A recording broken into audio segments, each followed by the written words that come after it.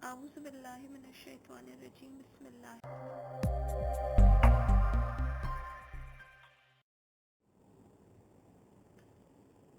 أعوذ بالله من الشيطان الرجيم بسم الله الرحمن الرحيم Assalamu alaikum.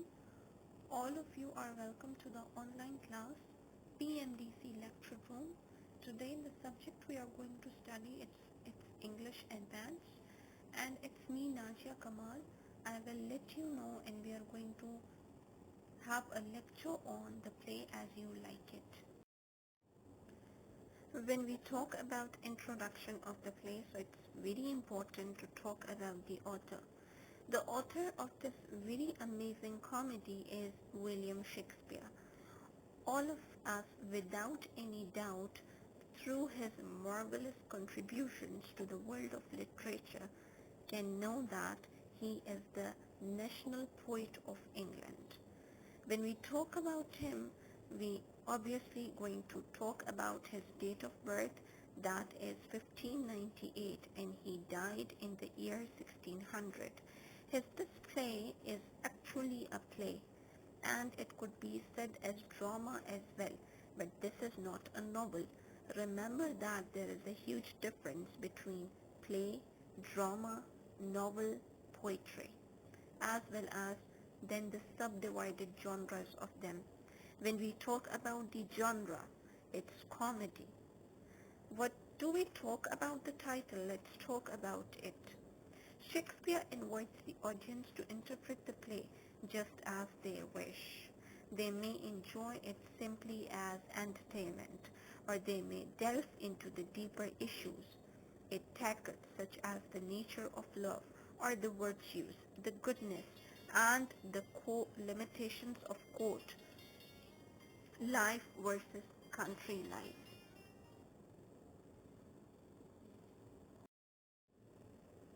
Now let's talk about the author. William Shakespeare was born in Stamford-on-Avon on 26 April 1564, and he died Stamford-upon-Avon in Stamford-upon-Avon on 23rd April 1660. He is an English poet, playwright, such as he has written the drama or the play As You Like It, and the actor of the Renaissance era. Renaissance era was actually the rebirth of art. The great authors of England after the death of Chaucer suffered actually the death of literature. And then what happened is that there was a new era of creativity through which there was much advancement by imitation of literary writers of the Italy. There was an year named as the Renaissance in England. And then Shakespeare the Great, he started his career as an actor on the stage, and then he went on producing marvelous dramas with universal themes. It's, it's been without any doubt believed that William Shakespeare was not even graduated, and since his critics criticize his play and say that they could often be not authentic, or could be copied, or could be the words of the other great authors with whom he had assistance to work and develop as a literary figure. Now when we talk about his plays are very famous for capturing human emotions and conflict. You know, contradictory ideas where one has to believe where the other has a disbelief, and therefore they cannot agree together. When we talk about his major works, so he has produced the great masterpiece Hamlet, which is often believed that he created this drama after the death of his own son, Hamlet. And then we talk about Romeo and Juliet, which is a pure love tragic comedy. When we talk about As You Like It, it's a comedy, obviously because the ending is of merrymaking. If we talk about The Merchant of Venice, so it's also a type of, there is a man and it's been actually imitation of Christopher Marlowe, the Jew of Malta. And in the end, the person who digs the the the the hole for others, he himself falls into the pit. So this is how he has produced the great comedy as you like it, and also tragedy as well as many historical plays. Now let's start with the most exciting, yet we can delve deep into the play with the help of these characters. Now let's talk about the characters and the setting. First of all, when we come across the play, we see the court, and in the court there is Duke Frederick, who is the man who has exiled his own brother, Duke Senior. Then we have Celia. Celia is the daughter of Duke Frederick, who is actually a very jealous man. Why? Because he doesn't want anyone to rise and stand against his own power. You know, his own dignity, his own strength. When we talk about Rosalind, who is the cousin of Celia, and she is the niece to Duke Frederick, which means that, yes, you think right, it means that she is actually the cousin of Celia and the daughter of Duke Senior, whom Duke Frederick has exiled. Yes, touchstone. This is very beautiful character in Shakespeare comedy. He often brings out many humorous characters, the clones of the play, which actually make you think over the silliest point in the society. They bring out humor and wit together. And yes, that is why we could see that Shakespeare, apart from introducing universal characters, he also brings the reality of the world and introduce such characters which are the mirror to the harsh norm of the society. When we talk about the next character, this is actually the son of Sir Roland de Boys. One of them is Oliver, the other is GQ, and the third one is Orlando. Yes, Oliver is the eldest son, GQ is the middle son, and the third one is Orlando, but he is the youngest. And yes, the most exciting things, the theme of love is brought into this play through Orlando when he falls in love with Rosalind. Yes, obviously when we are going to have the kings and the dukes in the play, then we are going to have the servants as well. And we have Adam, who is the servant to Oliver. Then what happens in the setting of Forest of Arden, where most of the characters there are Duke Senior? Yes, he is actually exiled in the forest, who is the eldest brother to Duke Frederick. Amons and Jacques, two lords attending Duke Senior. Yes, obviously, he is exiled in the forest, and the two people who visit him are Amons and Jacques. When we talk about aliens, so actually it's Elena, okay? This name is Elena, and she is the disguise of Celia. Yes, Celia disguised herself in the forest of Arden when Duke Rosalind orders for the banishment of Rosalind as well. We often see the theme of homosexuality here. Why? Because Celia moves along with Rosalind in the forest, and she disguises herself as Rosalind disguises herself as Ganymede. Ganymede is Rosalind's name in Arden when she is exiled by the Duke Frederick.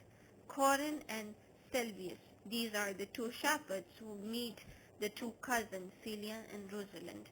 Phoebe, shepherd Silvius loves, and Phoebe is actually a shepherd, and he is loved by Silvius. And he could be a man as well. When we talk about Audrey, county girl touchstone loves. County means it's actually in England when we say country, and the smaller villages are known there as county. And she is a girl, touchstone, who is the clone of the court. He loves Audrey. Obviously, it's very tiring when it comes to reading the play, and when it comes to reading the very difficult English of William Shakespeare. Now let's talk about the brief summary, the plot overview of what has actually happened in the play as you like it. So let's begin reading the very precise summary of this play. Orlando is deprived of his inheritance. He quarrels with Oliver.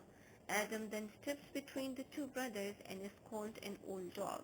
Remember that Adam is the servant of Oliver, and Orlando and Oliver are the two brothers, and they are the sons of Sir Roland de Boys, and they quarrel with each other. Why? Because Oliver is deprived of his inheritance, and then there rushes the Adam who wants to put a stop to this quarrel, and in the end he is called as an old dog. Orlando demands either to be followed to live as gentleman or to receive his part from inheritance. This is what Orlando wants. He wants that he need his inheritance, or he must be allowed to live as a gentleman in the country. Oliver to get rid of Orlando. Now there is going to be a much bigger fight and a much bigger show between the two brothers. It's because of the lust, or you can say the lust of power. But usually we come across the themes of love in Shakespeare play and of power in Christopher Marlowe's play. Yes, and he usually talks about lust, extreme excess of something, desire, need, power. This is what Marlowe talks about. But when it comes to Shakespeare, so he tries to put forth the contemporary, or you can say the universal, or you can say the root evil cause of the existence between humans. And here in the play we get to know that it's Orlando who is going to be thrown out of the court as well as the country, because Oliver doesn't want him to have the same powers as he has. He is going to deprive his own brother of the inheritance. Oliver, to get rid of Orlando, sets him to fight with Charles, you know. Now he wants to get rid of his own brother, and what evil step he takes? He wants his own brother to fight with the most, you can say a dangerous wrestler, and the wrestler is actually Charles. Rosalind is upset for the banishment of her father. Her father, Duke Senior, has been banished by Duke Frederick, and she is very upset. Here we move away from the fight scene between the two brothers, the challenge that the Oliver has set for Orlando to wrestle with Charles, who is a very dangerous wrestler, and we move towards Rosalind. And who is Rosalind? She is cousin to Celia, and we can say she is also a female protagonist here in the play, but she is very upset because his father has been thrown away from the country into the forest. He is put into exile. Lebeef arrives with the news of wrestling match in a court. Duke Frederick asks Celia. Duke Frederick is actually the father of Celia and Rosalind, to prevent Orlando from wrestling with Charles. Why? Why? Can you guess? Yes, because Charles is one of the most unbeatable, undefeatable men in the kingdom, and the Duke Frederick wants that his uh, and Duke Frederick wants that Orlando should never be killed in the hands of Charles, and he wants Rosalind and Celia to play their role as girls in prevent this fight from happening, and he wants both of the girls to convince Charles from not fighting with Orlando, and as well as Orlando from not fighting with Charles. Orlando falls in love with Rosalind.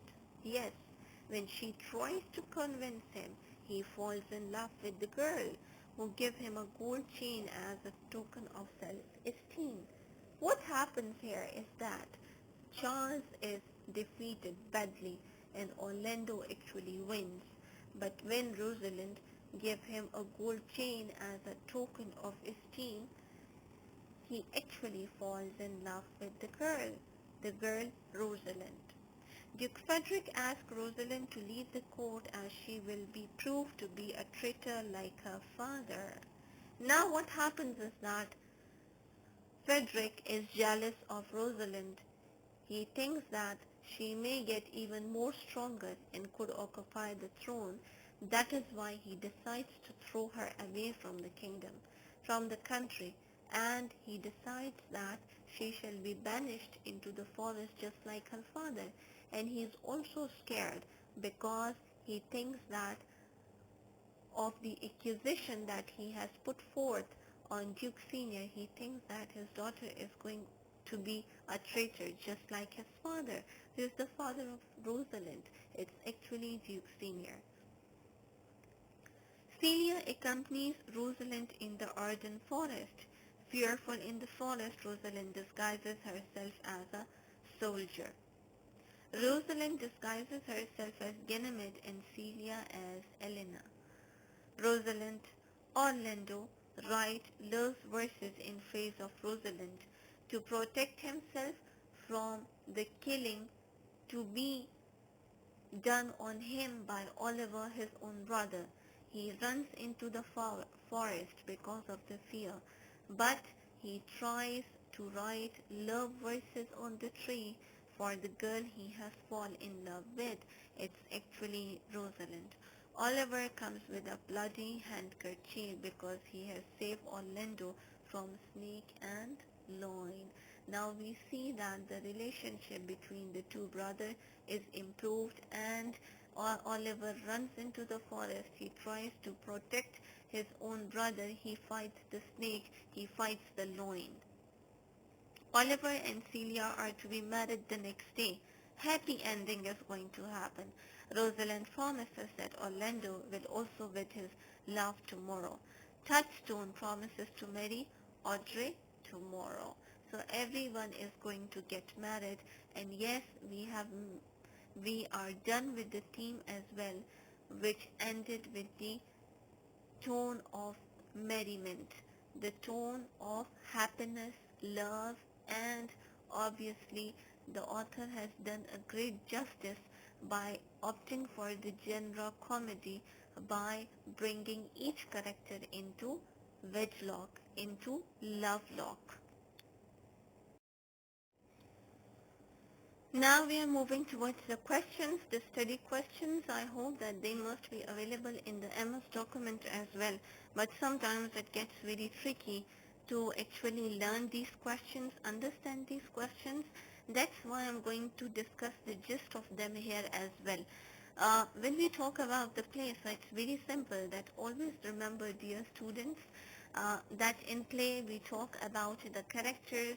Between the character there is going to be a certain thought that is going to evolve the dialogue, and yes, it's meant for the stage, so we can say that As You Like It is also a play that was meant for the stage. And Shakespeare, William Shakespeare, the great author, he used to write the play to actually amuse Queen Elizabeth, because Queen Elizabeth was one of the most inspiring ladies, one of the most strongest ladies, and he wanted to make her happy. So he wrote the play for the stage, and they were also performed in the court of Queen Elizabeth. Now let's talk about the other question, that is question number 2. What are the protagonist and antagonist character in the play?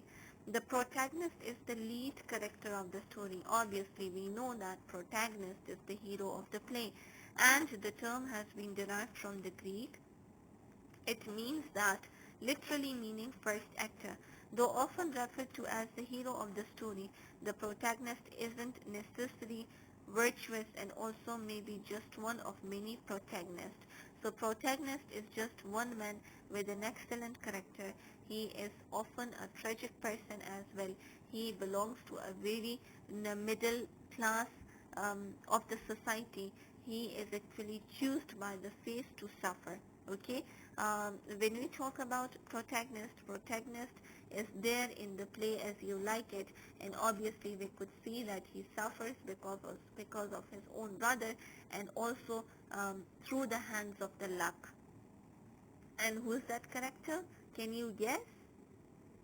Yes, that character is Orlando. Okay, protagonists of the play As You Like It are Rosalind, who is very steadfast, young woman remaining faithful to her friends and family regardless of the danger that presents, and Orlando, who is brave, chivalrous, tender, modest, smart, strong, and handsome. Chivalrous means a man who is a knight, a man who is strong, a man who is actually a manly man. Okay, the way he defeats the Charles, it proves that he is actually a good man. The way he falls in love with Rosalind, it shows that he is a man who can make actually love and commitments in his personal relations. The way he decides to get married in the end to the next day with Rosalind, it shows that he is actually a very good man, a hero of the play. When we talk about antagonist, so antagonist is actually the villain in the play. He is totally opposite to the protagonist. And when we talk about the play As You Like It, so in that play, when we talk about antagonist, so antagonist is Duke Frederick, yes, the one who throws his own brother, Duke Senior, from the country, the one who throws the daughter, his niece, from the court as well as from the country because he is fearful that she may become a traitor just like her father, or he is fearful and he sees Rosalind as a threat to his own power. So that was all about play, that was all about protagonist, that was all about antagonist.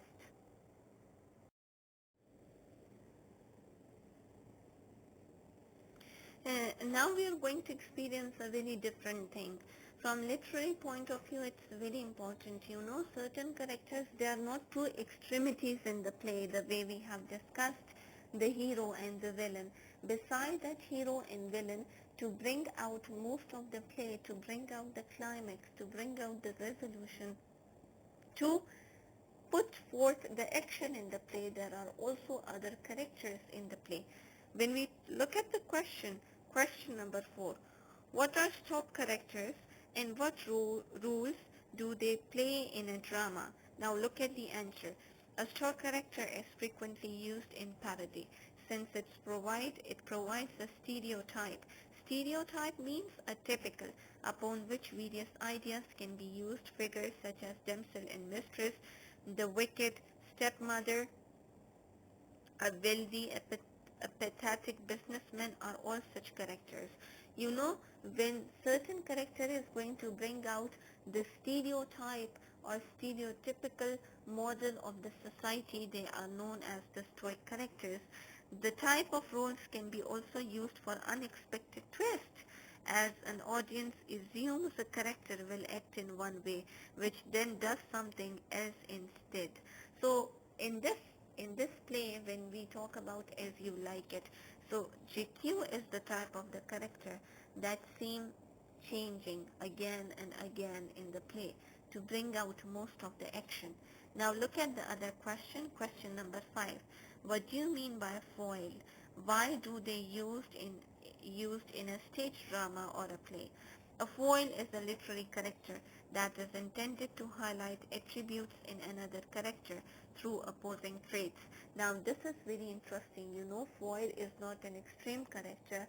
Foil is not a villain in the play, but rather foil is the type of the character that is put at the side of the hero to reflect the best characters in the hero. You know, one of the most famous novel by Khalid Hosseini, he also talks about um, different characters, very good characters in which he has put forth um, the foil character as well. But when we talk about the play, William Shakespeare's play As You Like It, so we see that Celia is a foil character, Oliver is a foil character for Orlando, and Duke Frederick is a foil character for Duke Senior. And that was all about stock characters, and that was all about foil character. Now we are going to talk about the question, that is question number 6, explain the functions of the following. This is very important, when you are studying the drama. It's important you must be aware of the plot of the play, sorry. It's plot of the play, the setting of the play, the stage direction in the play, and the theme of the play.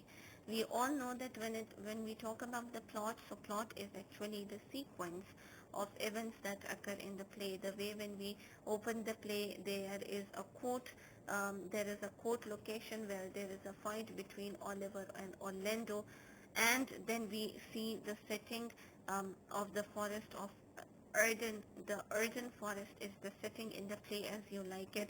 The stage direction is actually, when you are going to perform a play on the stage, and the director or the person who is very good in the skill of acting, he is going to actually um, command, or you can say he is going to order the person or help the person to act in a similar manner through certain directions.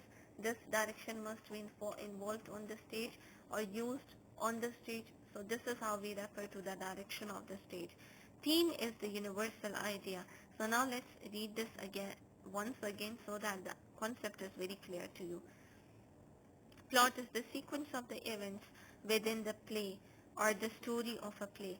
Novel, film, epic, it's a story with a very grand theme. It's the story that epic is the story that involves the heroic deeds of a person, of a hero. When we talk about epic, the epic is not about a common man, but rather a man who has very grandeur actions. And other narrative literary works. More than simply an account of what happened, plot reveals the cause and effect relationship between the events that occur. Rosalind and her cousin escape into the forest and find Orlando. Rosalind's love. Disguised as a boy shepherd, Rosalind has Orlando woo her under the guise of curing him of his love for Rosalind. Rosalind reveals she is a girl and marries Orlando during a group wedding at the end of the play. So there are different events where Orlando falls in love with Rosalind. He becomes lovesick. He tries to write. He writes love verses on the tree, and then he actually makes her believe that he he is in love with her, and then they get married in the end of the play. Now let's talk about the setting. The setting is the time or the place for when and where of the story. It's a literary element of literature used in novels and short stories, films and plays, etc., and usually introduced during the exposition beginning of the story. So time, place, unity of time, place, and action, um, these are not present in William Shakespeare works, but when we talk about settings, so they are introduced in the very beginning. It's a literary element of literature, and in the play As You Like It is set in a duchy in France, but most of the action takes place in location called the Forest of Arden. The definition of the stage direction is an instruction written in the script of the play that gives direction to the actors or information about the scenery. The stage direction given in the script set to walk forward and speak the line loudly. The play As You Like It was written to be performed on stage to amuse Queen Elizabeth. So this was how we discussed the plot of the play, and this is how we have discussed the setting of the play as well, the stage direction of the play too.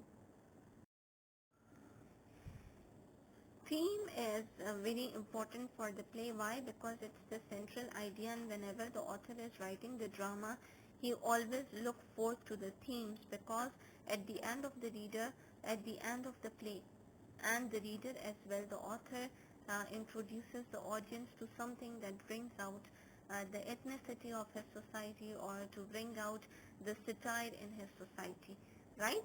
So epic is the central, not epic, theme is a central topic, subject or message within a narrative. Narrative is a story or a playwright or drama. Themes can be divided into two categories. So there are two categories of the theme. The thematic concept is what reader thinks the work is about, and the thematic statement being what the work says about the subject. So it's from one is the from the side of the author, and the other is from the side of the reader. When we talk about the themes in the play as you like it, the first theme is love and marriage. Yes, obviously when we see the theme, these details have been mentioned in your MS document notes on LMS as well. But when we are going to talk about them, when we are going to discuss them, so it's very important that the student, whoever is listening to my lecture, as a student of literature and English advanced, he must read the drama as well. But when we talk about love, so the love theme is very obvious. The way at the end Rosalind and Orlando get married, Audrey and Touchstone get married, Phoebe and Sylvius get married, Celia and Oliver get married. So there is a marriage chain that happens and occurs at the end of the play. It's because, the author wants to bring out um, the theme of, universal theme of emotion, that is, love in the play. When we talk about marriage, so through love he brings out the theme of the marriage as well in the play. How? Because all these characters get married in one and other manner. And then the best example that we see in the play is of Rosalind and Orlando, when he becomes lovesick and then fate plans to make them meet together, where the one runs into the forest to save his own life, who's Orlando, because of the fear and because of the Duke and because of his own brother Oliver. And then he meets Rosalind, and Rosalind asks him to pretend that he is deeply in love with the girl, and this is what he does, and then they fall in love together, and this is how the author brings out the theme of love and marriage in the play. Something very interesting happens in the play, and readers must take a notice of it as well. To introduce you towards this thing or this concept, I shall read the lines that are written on the slide as well. Celia many times states her deep love for Rosalind, who now has shifted her focus from sisterly love into romantic love. So we see that the two are so close together that the love angle shifts from the sisterly love into actually romantic love, which hints actually about the homosexuality. Celia takes jabs at this new love and at Orlando questioning whether his love is true and subtly trying to influence her cousin against the match. Her tune changes abruptly. When you love someone, everything changes. You see the other person is going to get away from you. That this is how it's happening between Celia and Rosalind as well. Of course, when she meets Oliver and becomes engaged before her cousin does, perhaps Celia sees the writing on the wall. Now that women are no longer children, the era of sisterly love is giving way to adulthood and marriage. When we talk about Touchstone, he very perfectly tries to, uh, get married to Audrey, and not to give her actually the title of a slut, but he wants to fulfill the needs of his physical desire from the woman. But he is going to get married to her, which is actually very good, um, good theme that is inserted or um, delved into the play by the author William Shakespeare.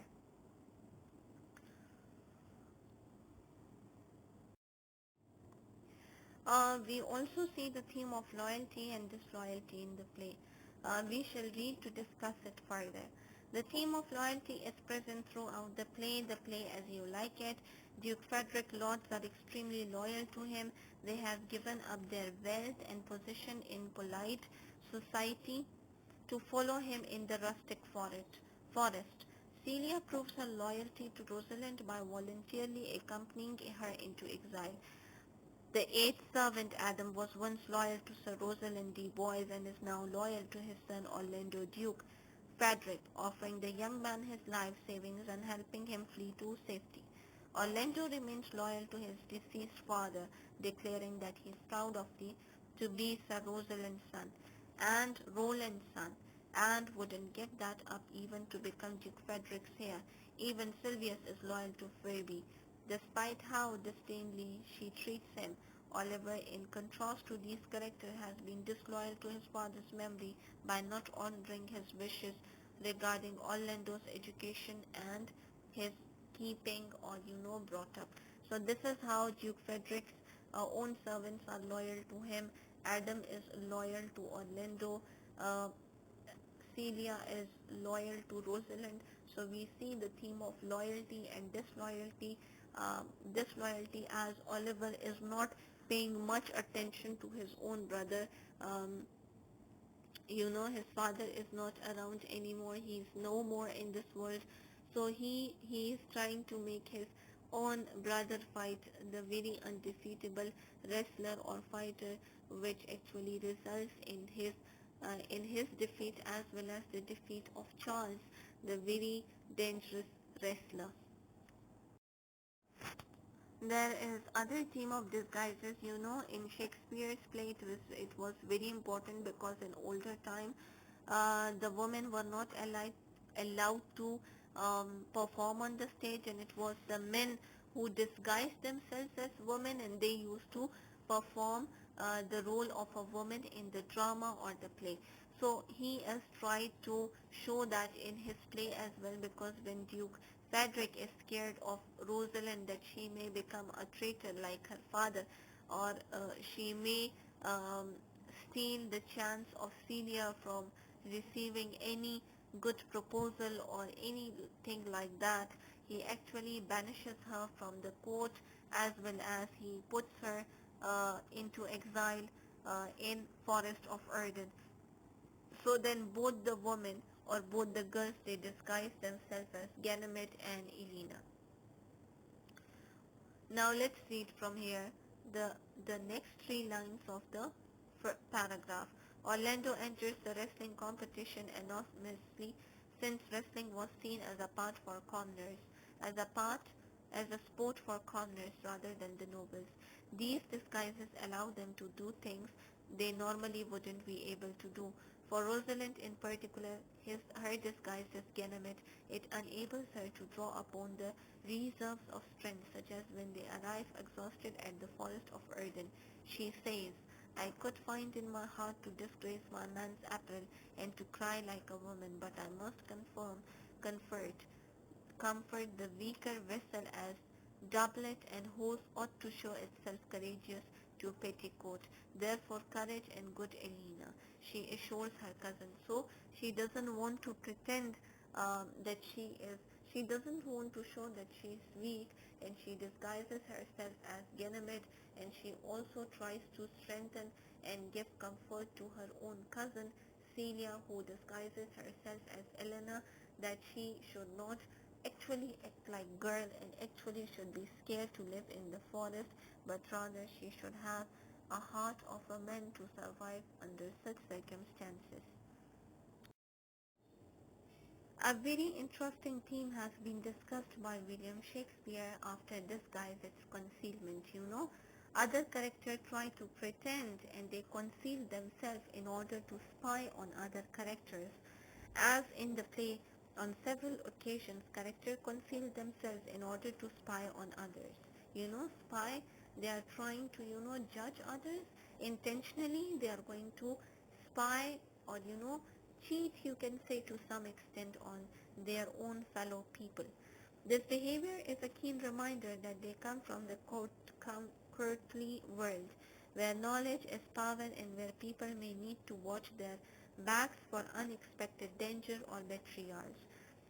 Adam eavesdrops as Oliver and Orlando argue at the play's opening, and Orlando later learns that his brother plans to kill him because Adam overhears Oliver plotting. So it's actually the Adam, his own servant, who actually informs Orlando that Oliver is planning to kill him in a fight that could be uh, actually um, uh, uh, you know uh, the two characters, that is, one is the Charles and the other is Orlando. They're going to fight and then their fate is going to be decided.